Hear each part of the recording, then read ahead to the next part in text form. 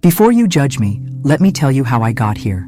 On my 62nd birthday, I thought I was going out to lunch. I wore my best sweater and even did my hair.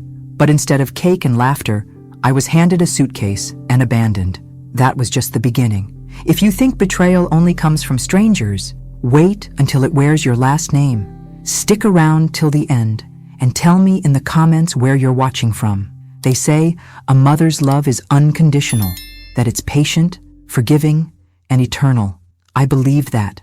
I lived that. Every scraped knee, every sleepless night, every school play, I was there for Brandon, my only son.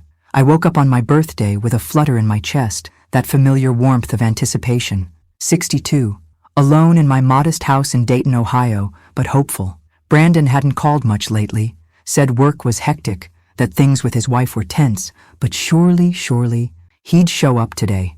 I made pancakes, his favorite, even set 2 plates. By noon, I was still alone.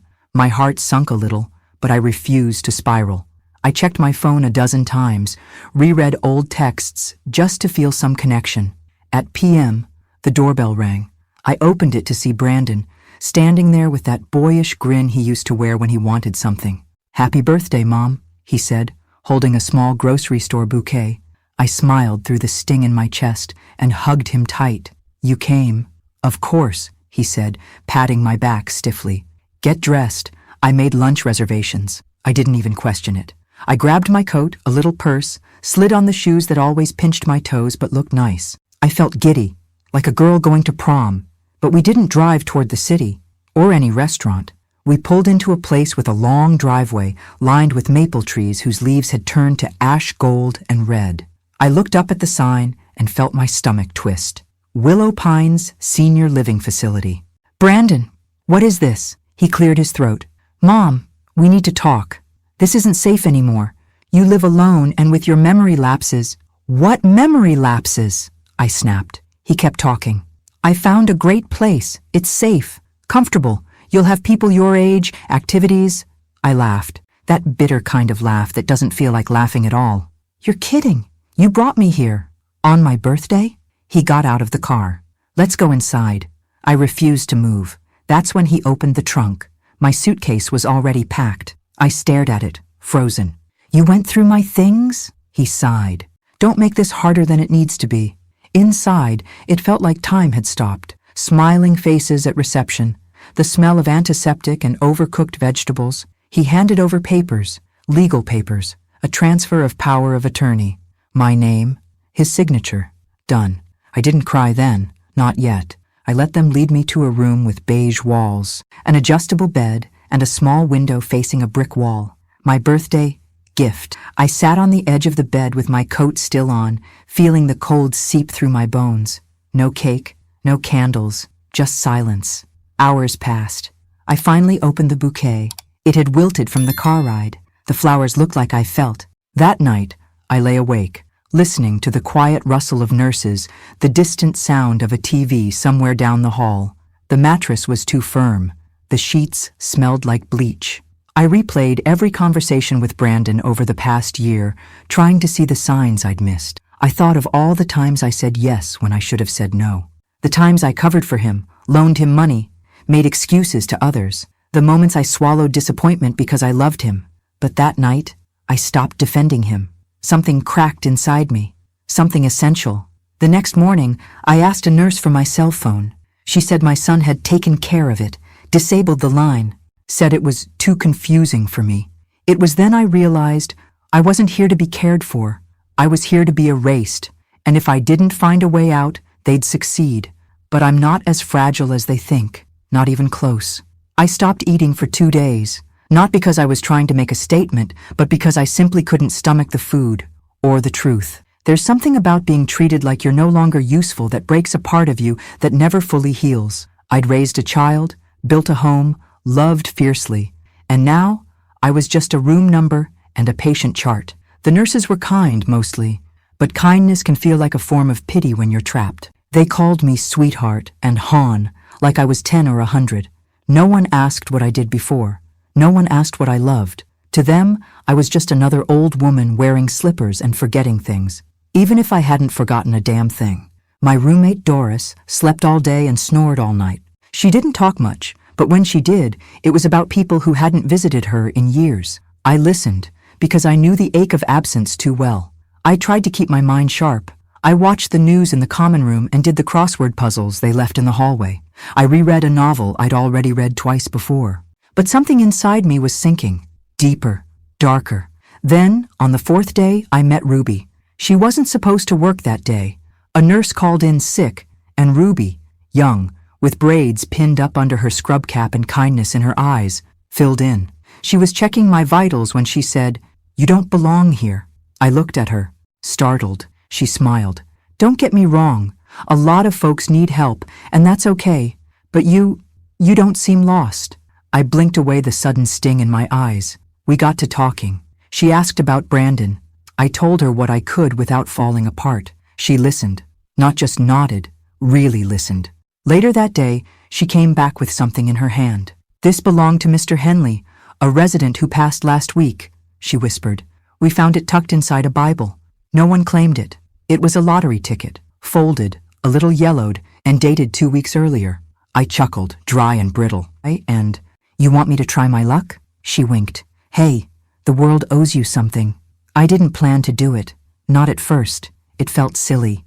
But boredom and desperation are strange bedfellows. That night, I waited until the hallway was quiet, used one of the facility's ancient desktops in the lounge, and typed in the numbers. My hand froze. My eyes scanned the page again and again. Is million. I covered my mouth with both hands. I looked around.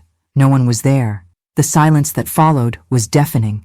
It wasn't joy I felt, not at all. It was fear, pure, electric fear. If Brandon found out, if anyone found out, I printed the confirmation, folded it small, and tucked it inside my bra. The next day, I called Ruby aside. "I need to talk to someone, privately, someone legal." She didn't ask why. She just nodded. Ruby knew someone, a volunteer attorney who came by twice a month to help seniors with wills and such. I waited, with my heart pounding, until he arrived that Friday. His name was Aaron, young, sharp, and most importantly, discreet. We sat in the tiny break room. I slid him the lottery confirmation and whispered, "Can you help me disappear?" His eyebrows rose, but he didn't flinch. "We'll need to move fast," he said. The next hours were a blur.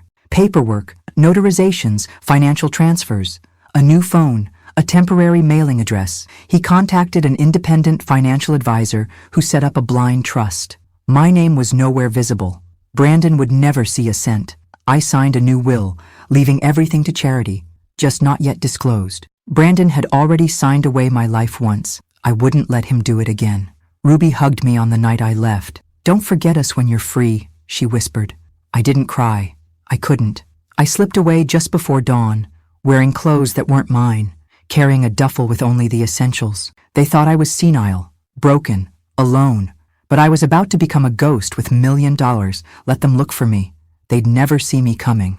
The bus ride out of Ohio was long, quiet, and cold.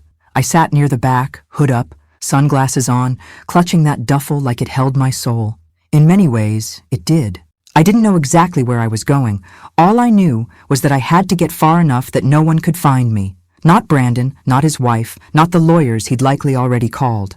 Aaron had helped me purchase a modest house under a new trust name in rural Tennessee. Something off the grid, but livable. No cameras, no neighbors too close, just enough distance between me and the life I was leaving behind. When we crossed the Kentucky border, I exhaled for the first time in hours. Freedom had a taste, and it wasn't sweet. It was metallic, like blood and fear. The house was nothing fancy. A single-story brick structure with chipped paint and a crooked mailbox. But it had a working heater, clean water, and, most importantly, silence. Not the kind you get in a nursing home, surrounded by people who've given up. This was the kind of silence that let you breathe. The next few days, I lived like a shadow.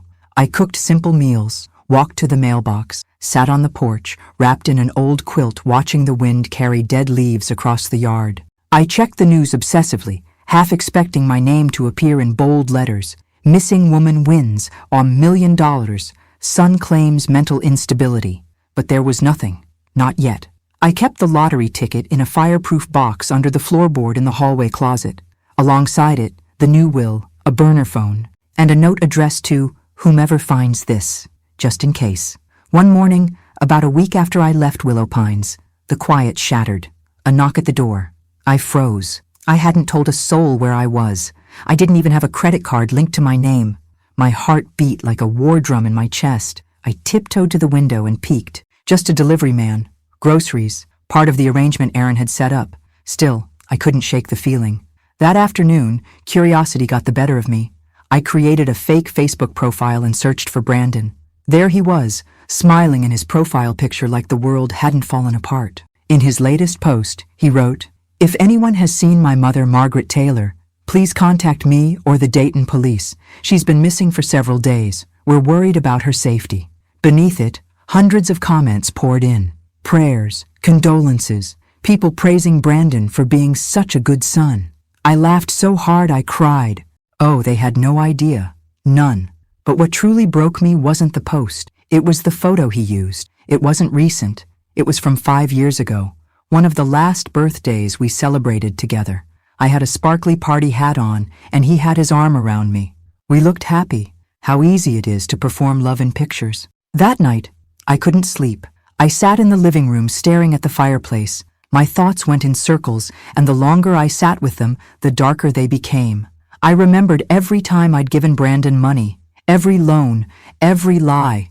I remembered how he gaslit me, subtly but enough. He'd say things like, "You told me that already," when I hadn't, or, "You're forgetting more and more these days." I thought I was aging poorly.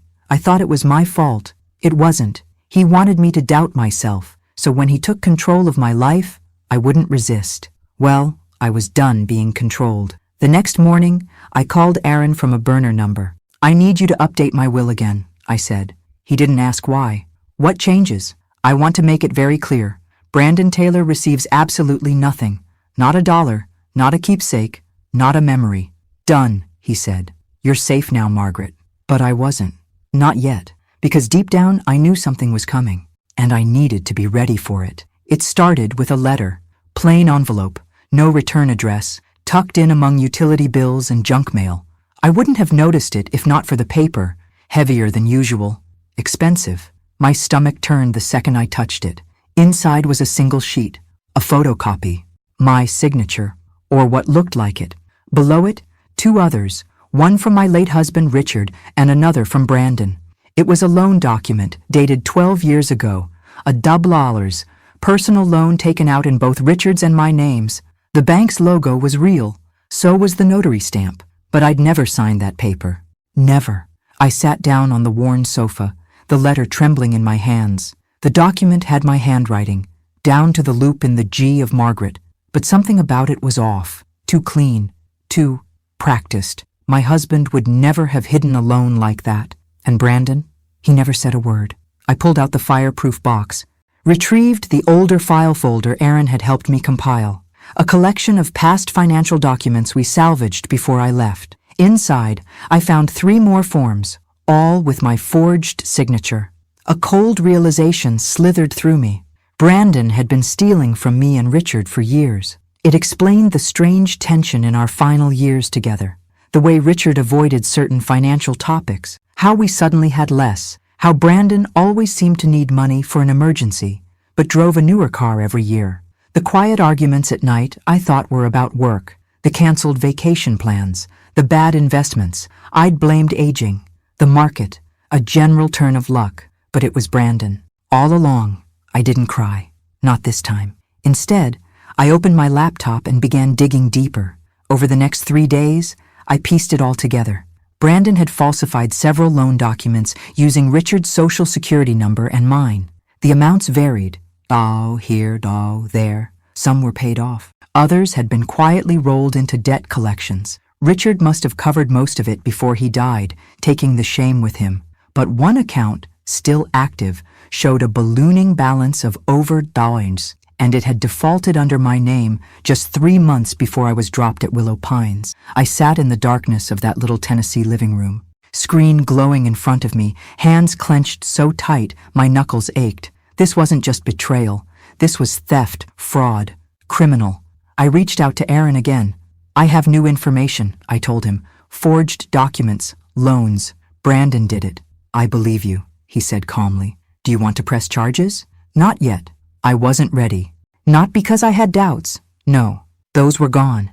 I wasn't ready because I wanted him to feel the fear first, the silence, the not knowing. I wanted him to wonder if I knew. Because the truth was, I wasn't hiding anymore. I was hunting. I began gathering every document I could, every account tied to my name, every old email, every financial notice Brandon once sent on my behalf. I even contacted the old bank we used and requested records under a legal pretext Aaron helped me draft. Piece by piece, the puzzle formed, and what it revealed made my blood run cold. Brandon had taken out a high-interest loan against the small business I once co-founded with Richard back in the 80s, a catering venture we ran from our garage in those early years. He used that LLC, still technically active, to secure a doubler's line of credit. He signed it using Richard's name, 2 years after Richard had died. That wasn't just a moral failing. That was federal fraud. I saved everything to an encrypted folder, backed it up, and printed a copy to store in the box beneath the floorboards. I wasn't sure how long I had, because if Brandon was as desperate as I suspected, and if he had even the slightest clue that I had vanished with millions, he'd be coming for me, soon. Have you ever looked at someone you loved your entire life and realized you never truly knew them? That's what it felt like. Scrolling through pages of documents that tied my son to a trail of deceit so long and tangled, it made my stomach churn. The man I once rocked to sleep in my arms had grown into a stranger. And not just any stranger, a dangerous one. By now, I had confirmed everything. Brandon had forged my signature, lied to banks, manipulated my late husband into covering for him. And worst of all, he had done it all behind the mask of a devoted son. But the darkest truth came through a simple search. Buried in a public database, with a little help from Aaron's access, I found it. Brandon Taylor, currently under federal investigation for fraudulent tax filings, embezzlement and identity misuse. Identity misuse. That one hit hardest. I clicked on the case file, trembling. The details were mostly redacted, but the accusations were clear. Brandon had been creating false identities, inflating incomes, falsifying deductions, and submitting returns to siphon money through refunds. Some of those identities were deceased, some were elderly, some were real people, including me. The IRS had flagged several returns filed in my name over the past 3 years. I had no idea. I stared at the screen, my mind in a spiral. Had he planned to take my money from the beginning? Was this the reason he was so quick to shove me into a facility and shut down my phone? It wasn't concern. It was containment. He wanted to keep me silent, disoriented, and out of the way. I pushed back from the desk, pacing the narrow living room, one hand on my chest to quiet the tremors. My own son had weaponized my identity, used my name as a tool for his schemes, and when the heat came down, he'd planned to put me away like a loose end in a messy story. Only now, I wasn't just a loose end. I was the one holding the thread. I didn't call the police. Not yet. Instead, I started documenting everything. Every lie, every loan, every forged line on a piece of paper. I printed them, filed them in manila folders, labeled them with dates. I began recording audio notes, not because I was scared of forgetting, but because I wanted my voice to be the last one in the room if anything happened to me. Then, I made a choice. I mailed a copy of the entire file anonymously to the Department of Justice, not to make a statement, not yet, but to plant a seed. They'd have the evidence. If something ever happened to me, they'd know where to look. Still, I couldn't stop the feeling that he knew. I started noticing cars parked longer than usual near the house. Once, a man knocked on the door claiming he was doing a survey of the neighborhood. I didn't open it, just watched from behind the curtain, phone in hand.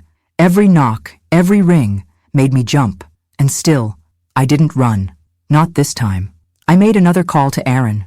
We need to finalize the trust, I told him. The will too. I want everything protected. He agreed. We set it all up in my new name, with layers of legal insulation. If Brandon ever tried to claim a cent, he'd be bounced out of every court in the country. But as much as I tried to shield myself with paper and strategy, the emotional blow hit in the quietest moments.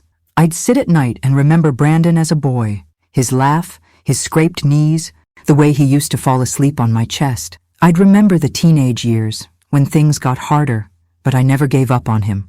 The college calls, the sudden silences, the growing distance. How did I miss it? How long had he been slipping away while I kept holding on? Maybe that's the worst kind of betrayal, the one you watch unfold in slow motion, always hoping it's something else. But now I knew, and I wasn't going to let him rewrite the end of my story, because for the first time in my life, I held the pen.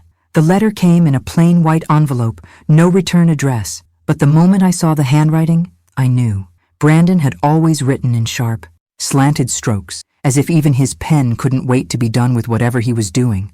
Inside was a single sentence. I know what you did, and this isn't over. I read it twice, 3 times. Then I laughed, not out of amusement, but because it was the exact kind of arrogance I expected from him. No, I miss you. No, where are you?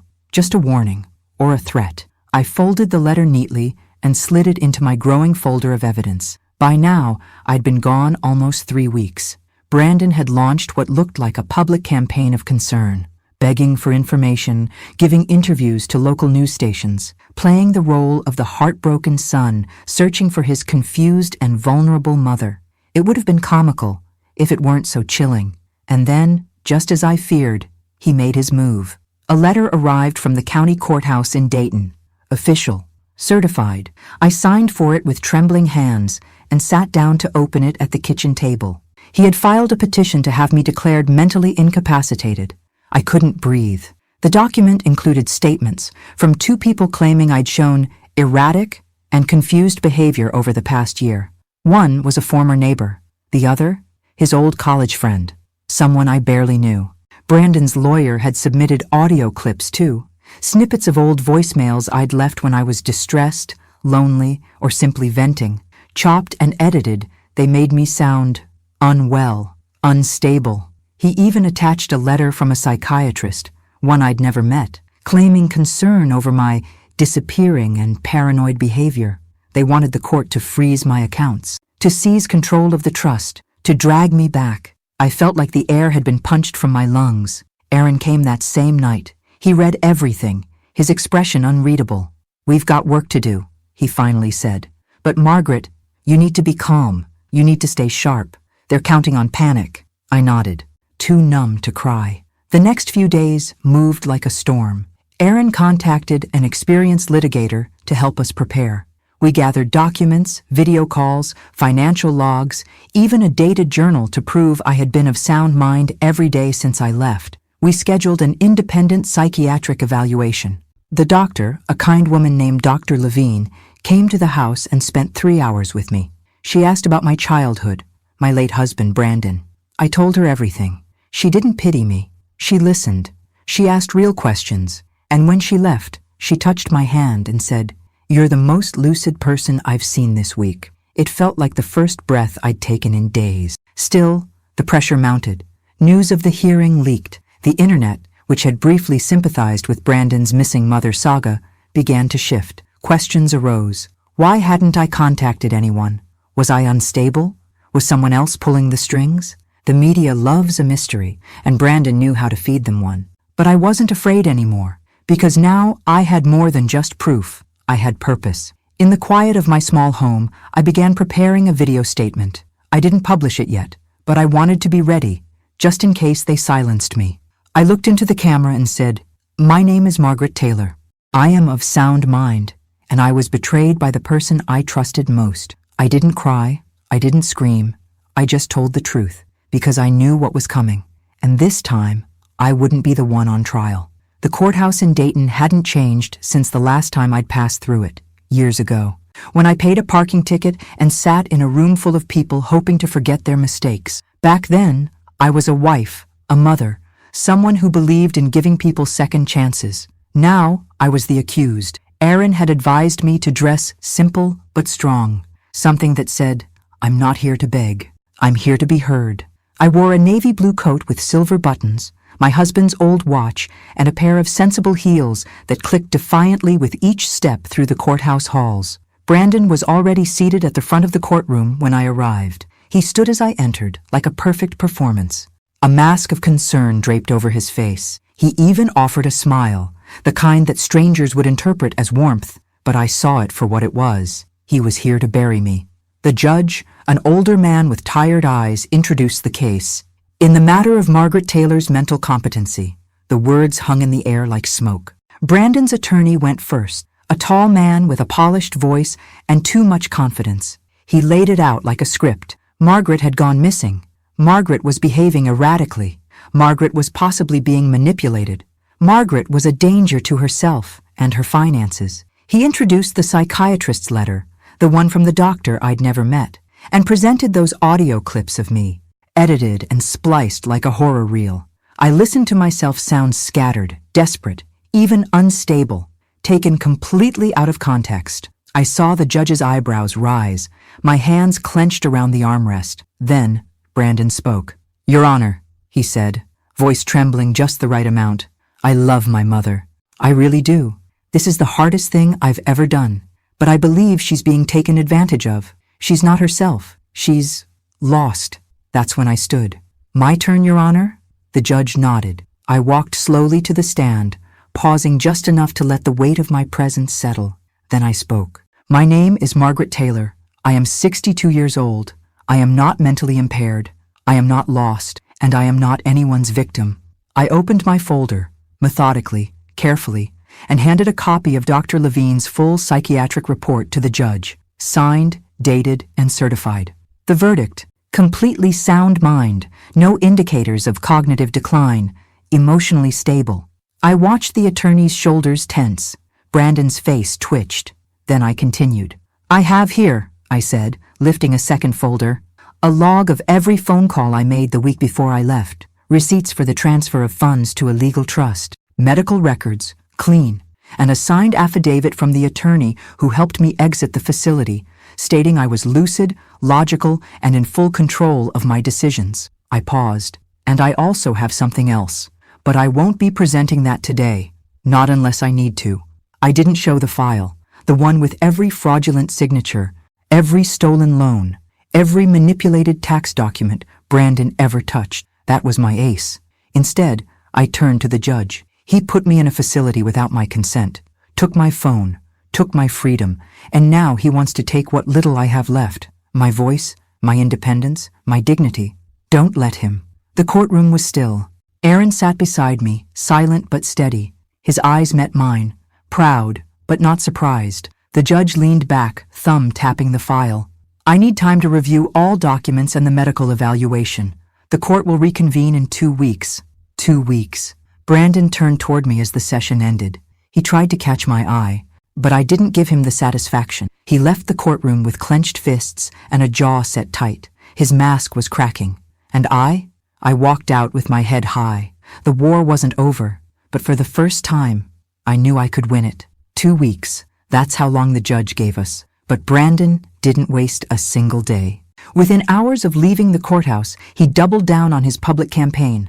The local news ran a new segment. "Missing mother reappears in court. Son fears exploitation." Brandon spoke directly to the camera, eyes moist, voice shaking just enough. "I just want to make sure my mother is safe," he said. "She's been through a lot. She's not thinking clearly. And I'm afraid there are people around her with bad intentions." I watched the broadcast from my living room, arms folded, jaw tight. There were no bad people around me. Just me. Just Margaret Taylor. The woman who raised him, who sacrificed, who forgave more than any mother should. And he had the audacity to paint me as a puppet? That was the moment I knew. The silent war I had declared in my heart was no longer enough. I needed to act. I called Aaron and asked him to come by. When he arrived, I handed him the sealed envelope with every document I had collected. The fraudulent loans, the forged signatures, the tax returns Brandon had filed under my name. "Send it," I said. "Not to the court, to the Department of Justice, anonymously." He opened the envelope, flipped through the pages, and nodded. This will get their attention. I'm counting on it. But I wasn't done. That night, using one of my new aliases and a fresh online account, I made a sizable donation, $5 million, to a national nonprofit organization that protects elderly individuals from financial abuse. No name attached, just the transfer. Within a week, they launched a campaign using my case as a symbol. They didn't name me, but the timing was too perfect. People started whispering, sharing, questioning. How does a mother vanish, then reappear with money, but her own son tries to lock her away? Comments flooded social media. Something's off with the son. Let her speak. Why hasn't anyone asked her side? I don't trust him. Brandon's carefully constructed image began to wobble. Then, a break I hadn't expected. A journalist from a major newspaper reached out to Aaron. She wanted to hear my side of the story. She promised discretion, no names, no photos, just truth. I agreed. We met at a quiet cafe 2 towns over. I wore sunglasses and a hat. We sat in the corner booth. She hit record and let me talk. I told her about the facility, about being dropped there without warning, about Brandon taking my phone, my accounts, my dignity. I didn't mention the lottery, not yet. When she asked about the court case, I simply said, "He's trying to take control of my life." Again. The story ran 2 days later. Mother or millionaire? The silencing of Margaret T. It didn't take long for the dots to connect. People online began speculating. Was the missing mother actually the anonymous donor? Was this why her son wanted her declared incompetent? More whispers, more doubts, and still, I remained quiet. Because Brandon's downfall wouldn't come from an accusation. It would come from a reckoning. 2 days before the court reconvened, Aaron received a call. It was from the Department of Justice. They had received our anonymous file, and they were opening a case. Brandon didn't know it yet, but while he was building a castle of lies in courtrooms and cameras, I was setting fire to the foundation, and the flames were getting higher. The second hearing felt colder, not because of the weather, though the Tennessee wind had turned cruel that week, but because something had shifted in the air around us. Brandon walked into the courtroom looking less confident this time. His shoulders weren't quite as high. His lawyer whispered urgently as they took their seats. They'd seen the article. They'd seen the shift online. They were feeling the cracks. I sat calmly, my folder of documents neatly tucked into my lap. I wasn't afraid anymore. I was angry. Not the kind of anger that lashes out, but the kind that sharpens into precision. This time, we went first. Aaron opened with a statement that silenced the courtroom.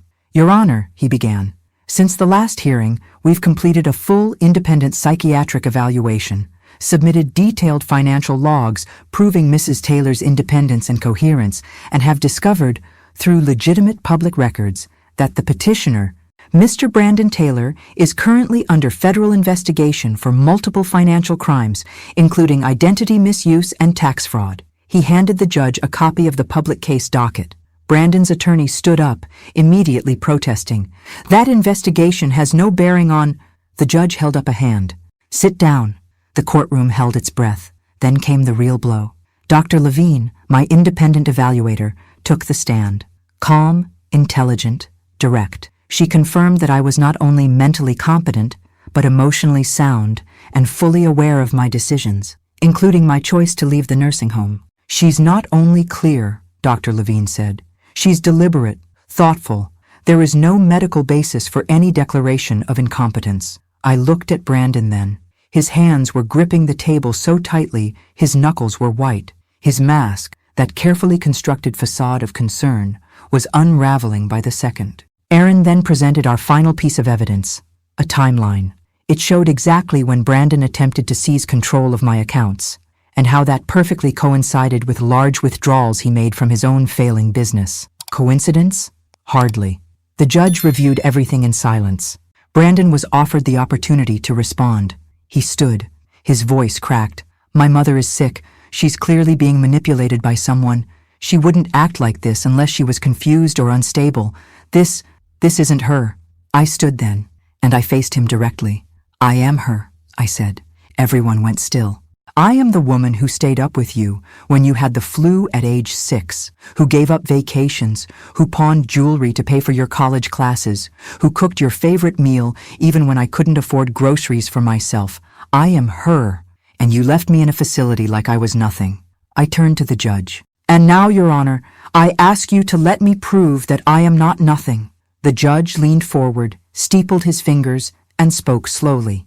"Mrs. Taylor, based on the overwhelming evidence provided, your psychiatric evaluation, and the inconsistencies in the petitioner's claims, I am dismissing this case. Your financial accounts and personal autonomy are fully restored. This court recognizes you as competent and independent." I didn't cry, but my hands trembled slightly as I picked up my papers and walked out of the courtroom. Brandon didn't say a word as I passed. His eyes were wild, not with anger, with fear. He knew it was over, at least this part. But what he didn't know was that while he'd spent weeks trying to prove I was unstable, I'd been building something far more powerful than a defense, a legacy, and I wasn't done yet. The phone call came just after midnight. Aaron's voice was tense but steady. It happened. The DOJ opened formal proceedings. Brandon's name is on the docket. I didn't speak. I just sat there, in the dark, staring out at the wind shifting the trees beyond my window. A part of me had been waiting for this moment, but now that it had come, it didn't feel victorious. It felt inevitable. The next morning, the world caught up. The media swarmed it first. Brandon Taylor, son of recently spotlighted elder abuse case, under federal investigation. My name wasn't mentioned, not directly, but the dots were too close not to connect. People remembered the missing mother, the court battle, the anonymous donor, the frail woman who disappeared but stood strong in court weeks later. Now, their perfect son was unraveling, and they wanted to hear from me. I stayed quiet for 2 days, turned off the TV, ignored the phone. I cooked myself breakfast, watched the birds peck at the frost-bitten yard, sat with a pen in hand and wrote letters I never intended to send. But silence wasn't justice. It was time. I reached out to Sarah, the journalist who had met me in secret weeks earlier. I told her I was ready to speak, this time on camera. No aliases, no more shadows. We scheduled the interview for the following Friday. National news, full feature. She asked if I was sure. "I've never been more sure," I said. The day of the interview, I dressed simply. Gray sweater, small silver earrings, no makeup, no stylist, just truth. We sat across from each other in a quiet studio, the lights soft and warm. Sarah leaned forward. "Margaret, the world knows the headlines. They've read about Brandon, about the case, but what they don't know is the heart of it. Why now?" I looked directly into the camera. "Because it's not just about me," I said. "It's about every parent who gave everything and was thrown away. Every older adult dismissed, erased, or locked up under the excuse of love. I was almost one of them, and I won't be quiet anymore." Then I told my story. The nursing home, the lottery ticket, the lies I uncovered, the file I sent. I left out nothing. Sarah's eyes welled as I spoke, but I didn't cry. I was done crying. That night, the interview aired. Millions watched. Messages poured in. People from across the country, sharing their own stories of betrayal, abandonment, and survival. I wasn't just Margaret anymore. I was a mirror. Brandon didn't speak publicly, but sources close to him said he was devastated, that his life was falling apart. Good. He built that life on manipulation, and now it was collapsing under the weight of his own cruelty.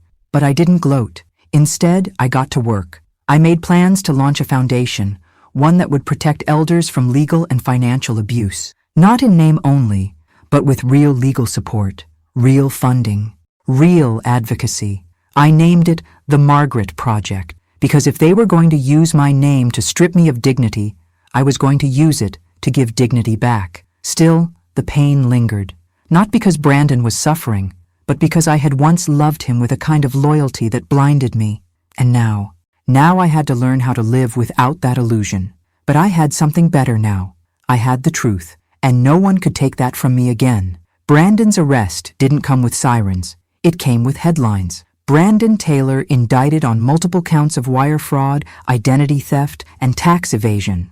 I read the news on a quiet morning with my tea in hand, and my cat curled beside me. The house was still, except for the steady hum of the refrigerator and the wind brushing against the shutters. For a long time, I just stared at the article. Not because I didn't believe it, I did, but because I had imagined this moment so many times that, when it finally came, it almost felt like déjà vu. He was out on bond, of course. Money can buy time, even when it can't buy peace. But the damage was done. His name had become synonymous with betrayal. Former clients pulled their business. His credit lines were frozen. Friends? Gone. Even his wife had issued a statement through a lawyer. She was filing for divorce. He was alone now. I should have felt triumphant, but all I felt was hollow. The thing about surviving betrayal is that it doesn't leave you whole. It leaves you wiser. Yes, sharper, stronger maybe, but something soft dies in you. That blind trust, that belief that love is enough to keep someone loyal. I didn't grieve that softness. I buried it. It was a chilly Saturday when I walked into the town center for the first time since the interview aired. People recognized me. They didn't whisper. They didn't stare. They smiled. One woman, maybe in her 40s, touched my arm and said, "You gave my mom courage to leave a bad situation." A young man behind the pharmacy counter slipped a note into my prescription bag. "My grandma says thank you." I didn't seek this attention, but it came gently, like sunlight through heavy clouds. Aaron stopped by that afternoon. "They offered him a deal," he said. 10 years if he pleads guilty. If not, it goes to trial." "And he?" I asked, still pretending it's all some misunderstanding. "He thinks he can outsmart the system." I shook my head. "He's been pretending his whole life." Aaron hesitated. "He still hasn't tried to contact you?" I met his eyes, not directly, but I had received something. A letter, unmarked envelope, slid under my front door one evening while I was in the kitchen. Inside, a photograph. It was from my 60th birthday. Me, in a yellow sweater, laughing with cake on my face. Brandon beside me, holding the knife, laughing too. On the back, just one sentence in his handwriting. "You always believed in me.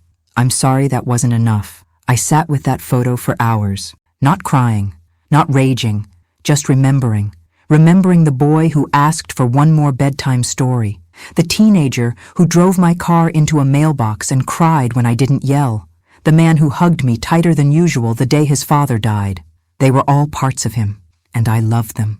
But love, true love, demands truth. And Brandon chose lies. That night, I burned the photo in the fireplace, not out of hate, out of release.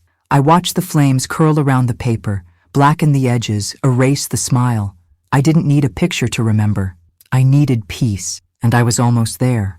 The morning I returned to Willow Pines, the sky was pale gray, the kind that softens the world without hiding it.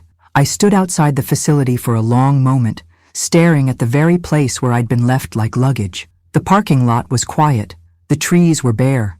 But something had changed. The front doors opened, and Ruby stepped out before I could knock. She gasped when she saw me. "Oh my God, Margaret!" I smiled. "It's me."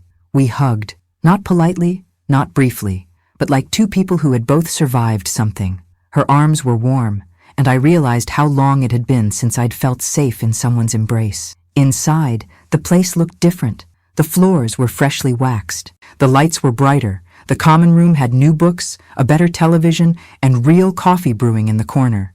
"I heard what you did," Ruby said, leading me to a quiet bench in the hallway. "The donations, the interviews. Margaret, you changed everything." "No," I said. "I just stopped letting people decide who I was." We walked the halls together. I visited Doris's old room. It was now a reading lounge. The staff looked up, some smiling, some stunned. A few residents recognized me. I nodded to each of them.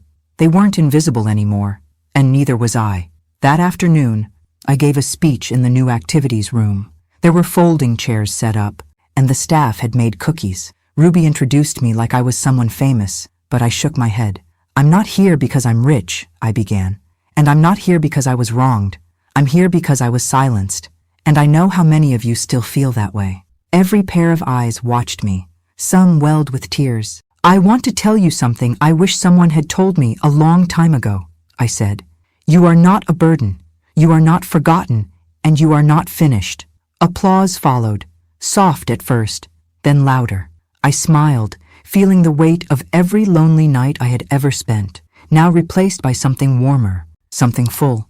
When I returned home, I finalized the trust. The Margaret Project would become a national organization, offering legal and financial advocacy for elders in danger of being exploited. We'd hire attorneys, launch hotlines, build partnerships with senior care facilities and courts. Brandon? He took the deal. 10 years. He tried to send another letter. I returned it unopened.